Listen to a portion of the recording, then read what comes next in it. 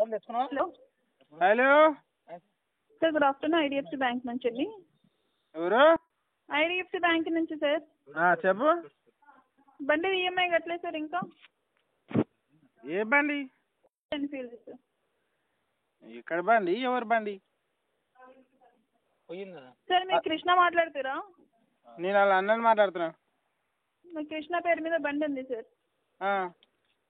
బండి ఈఎంఐ కట్టాలి కదా, అందుకనే ఫోన్ చేసిన సార్. ఈ నెంబర్ ఎవరిది? మీరు అమ్మిరా బండి? బండి మీరు అమ్మిరా ఇప్పుడు అన్నకు తమ్మునికి? అవును. ఎంత కమ్మిరు సార్? ఆయన ఫైనాన్స్ లో తీసుకున్న ఆయనకు తెలుసు కదా సార్. ఈ నెంబర్ ఎవరికి? ఈ నెంబర్ మీద. ఆ బండికి బ్రేకులు వస్తలేవు, ఆయిల్ చేంజ్ చేయలేరు, ఏం చేయలేరు. దానికి అట్లా ఎట్లా అమ్మిరు మీరు బండి? ఏమైంది? బండికి ఆయిల్ చేంజ్ చేయలేరు, ఎట్లా అమ్మిరు బండి? యాక్సిడెంట్ చేయలేరా? ఆయిల్ చేంజ్ చేయలే, బ్రేకులు వస్తలేవు, ఎందుకు అమ్మిరు బండి అంటున్నా.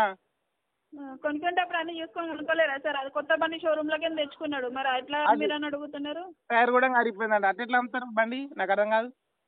కొనుక్కొని ఎన్ని రోజులు అయింది సార్? నిన్న అనుకురా మొన్న అనుకున్నారా బండి? ఇప్పుడు మీరు కొన్నారంటారు బండి. నువ్వు కొనుక్కున్నట్టున్నావు కదా బండి. నేను కొనుక్కున్నా అని చెప్పలేదు, ఆయన బండి తీసుకున్నాడు అని చెప్తున్నా నేను. మళ్ళీ ఇంటికా బండి లేదు, ఎవరికి అమ్మిండు మళ్ళా? అడుగుపోయి మీ అన్నని ఎవరికి అమ్మిండు. నీకే అమ్మినా అని చెప్పింది నాకు. అవునా? మాట్లాడడానికైనా తెలివన్నా లేదు. నీకున్నది. ఏం పేరు నీ పేరు చెప్పు? మంగమ్మనా? అండి, నీ పేరు మంగమ్మనా? మంగమ్మ నా పేరు ఎందుకైతే? నేను ఐడిఎఫ్సి బ్యాంక్ నుంచి బేగంపేట బ్రాంచ్ నుంచి మాట్లాడుతున్నా. నాకు తెలుసు నువ్వు మంగమ్మ బిడ్డవు, నువ్వు నాకు అర్థమైంది. వచ్చి బ్యాంకుకి వచ్చి మాట్లాడు. నీకు ఏదో అది మాట్లాడకు, అర్థమైందా? ఇప్పుడు ఏమన్నా ఉంటే ఇంటికాడ కొట్లాటలు అయితే ఎందుకు అట్లా చేస్తావు మంగమ్మ? నాకు అర్థం కాదు, చెప్పు నువ్వు.